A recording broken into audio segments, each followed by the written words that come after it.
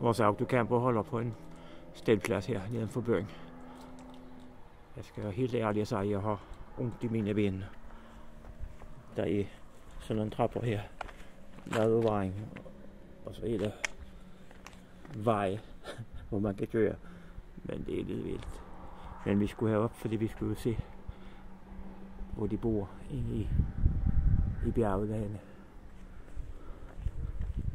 Vi mødte lige nogle mennesker, som ikke har set danskere i lang tid.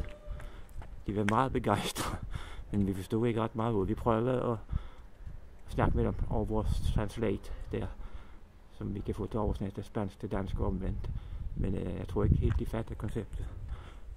Men her er den næste vejen op, og der har jeg ikke tænkt mig, at vi skulle altså, fordi der er med mig op på bakken. Men vi snakkede med en mand dernede, som kunne det engelsk, og de bor der ingen altså, nogen jo, i de husen der. Sjovt. Nå, det var bare de indlægsudser.